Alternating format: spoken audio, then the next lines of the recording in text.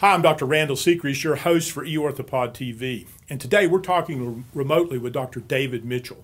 Dr. Mitchell is an orthopedic spine surgeon who practices in Spartanburg, South Carolina. Dr. Mitchell did his medical school training and his orthopedic residency at the Medical University of South Carolina, and from there also did a spine fellowship at the Indiana Spine Group with Dr. Rick Sasso. Thanks for joining us today, Dr. Mitchell. Thank you very much. Well, Dr. Mitchell, today I thought we would talk a bit about a fairly common problem in the elderly primarily, and that is the compression fractures of the spine. And I would like to talk a little bit about your approach to treatment of compression fractures of the spine, a little bit about maybe what causes those compression fractures, how you approach those compression fractures when you see them in your office, and also how you approach the discussion and ultimately the treatment of those compression fractures. So first, let's start out talking a little bit about compression fractures and why a person might actually suffer a compression fracture of the spine. Thank you, Randall. The compression fractures of the spine almost always occur in an osteoporotic person. It can be a man or a woman. It happens in women sooner than it does men, based on the hormonal changes. And you get a compression fracture because the bone is simply too weak to hold up the weight of the spine, and it squashes down much like marshmallow being squashed from end to end. And what are the normal symptoms when this occurs? What do patients complain about that have compression fractures? The symptoms that they complain of can be absolutely no pain at all, no symptoms, and you only find they have a compression fracture when you're getting an x-ray for another reason, or they could have a debilitating pain that causes them to come to see you in the office, or to go to the emergency room because they can't get out of bed and can't walk, and the pain can be so intense that some people do have to be admitted to the hospital.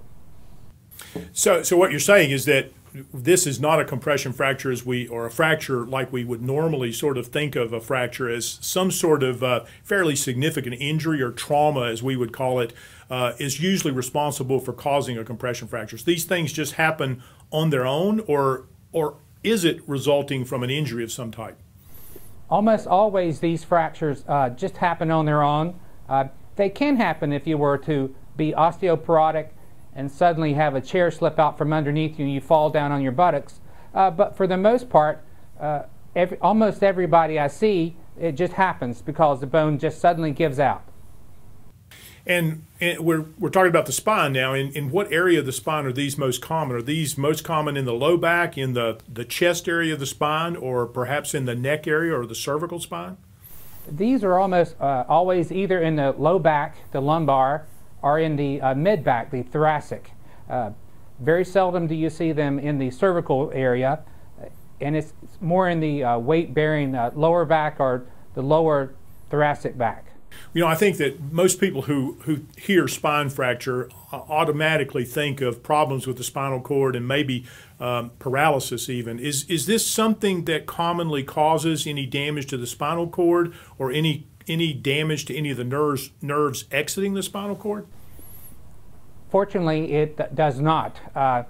You can't say that 100%, but it's a very, very rare compression fracture that injures any types of nerves or spinal cord. There is almost no chance of having paralysis.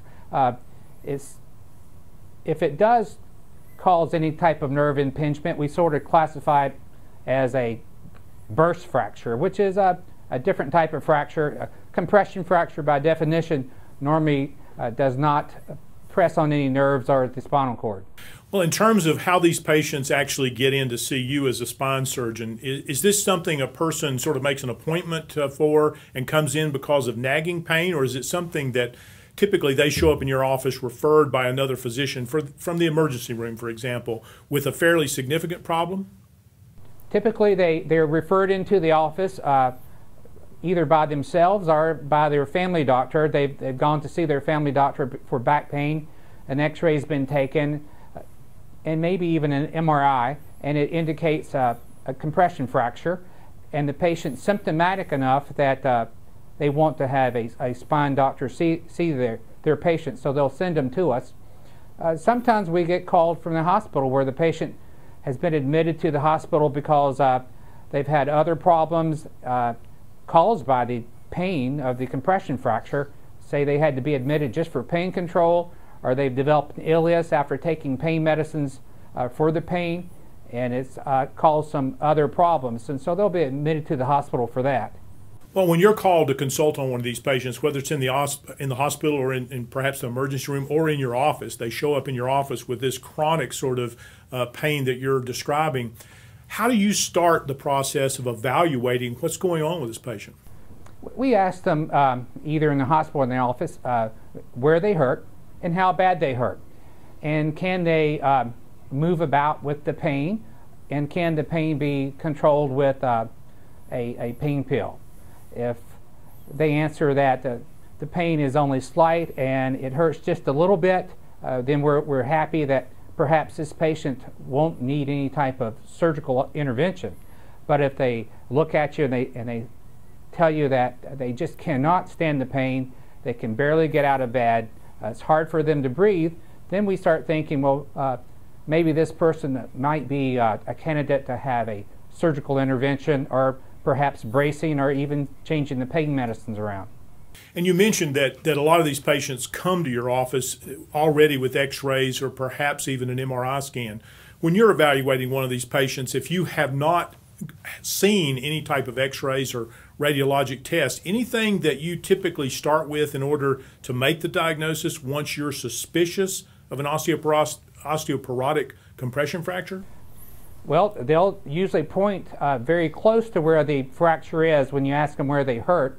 The examination is one that's not very straightforward, because these compression fractures give referred pain out into the muscles.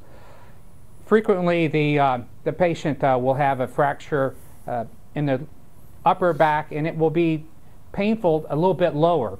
So you can't go on direct examination. You certainly want to check and make sure there's no neurologic deficits, and that's where we start off with the physical exam. So once you've completed your physical exam, what do you like to see in terms of imaging? Is the MRI scan something you go immediately to? Do you start with x-rays or perhaps any other type of radiologic test? Well, we usually just look at the plain x-rays. It's almost impossible to tell whether a compression fracture is an old one or a new one, and on occasion we'll see a new fracture on top of an old fracture, which is even harder to see on plain, to tell the difference between on plain x-ray. So we always use an MRI unless there's a pacemaker involved, and then we'll have to obtain a CAT scan and a bone scan.